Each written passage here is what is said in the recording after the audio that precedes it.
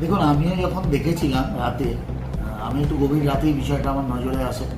আমিও স্তম্ভিত হয়েছিলাম যে আমার নির্বাচনী প্রতিশ্রুতিতে মেডিকেল কলেজ করার কথা বলা হয়েছিল, এবং আমি সেটা নিয়ে আমার মাননীয় মুখ্যমন্ত্রীকে আমাদের সাথে যখন মন্ত্রিমণ্ডলের বৈঠক হয় তখন জানিয়েছিলাম। আমি এটা নিয়ে অনেকটা কাজ এগিয়েছিলাম, এবং আপনারাও অনেকে জানেন যে আমাদের মেডিকেল কলেজ করার জন্য আমরা যখন প্রশাসনিকভাবে বৈঠক করি, সেখানে হসপিটালিটির কাজটা, এই হসপিটালে থাকা, তার জন্য দ্বিতীয় একটা ব্যবস্থা যে একাডেমিক পোর্শনটাকে আমাদের সিআরপিএফ কলেজ যে ক্যাম্পাস আছে, সিআরপি ক্যাম্পাস, যেখানে ডাক্তারদের কোয়ার্টার্স এবং অন্যান্যদের থাকবার কোয়ার্টার আছে, ওখানে প্রায় 5 একর জমি আছে, সেটার প্রস্তাব দিয়েছি। কিন্তু হঠাৎ করে কাল জানলাম এটা হয়ে গেছে।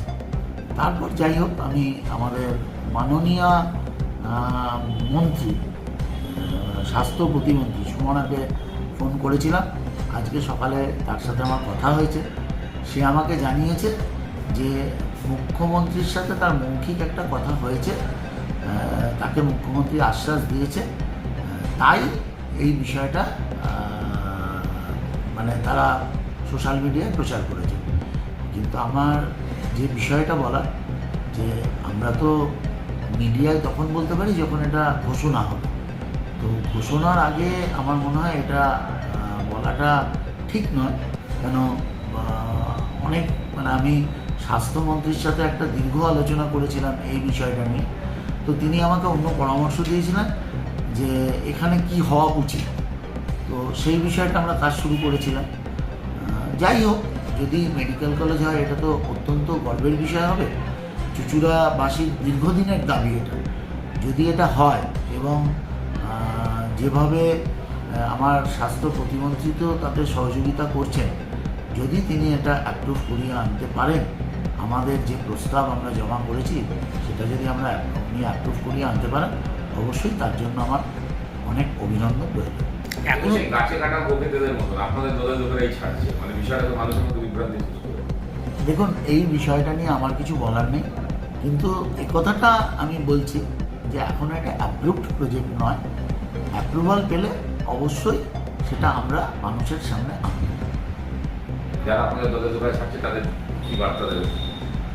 না, তাদেরকে দেখুন, দলীয় নেতৃত্ব এবং আমার দলের সভাপতির ছবি দিয়ে, প্রতিমন্ত্রীর ছবি দিয়ে জেলার তরফ থেকে এটা যখন পোস্ট করা হয়েছে, নিশ্চয়ই তারা কিছু বুঝে পোস্ট করেছে।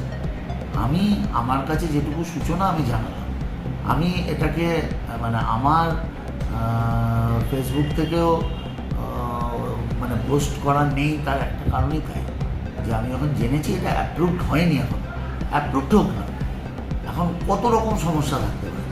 যদি কোনো একটা সমস্যা আটকে যায় তাহলে তো আমাদেরকে মানুষ ভুল ভাববে। অতএব আমার মনে হয় অ্যাপ্রুভড হওয়ার পর ছাড়লেই এটা ভালো হতো। কিন্তু যারা এটা ছেড়েছেন তারা অবশ্যই কিছু ভালো বুঝে ছেড়েছেন।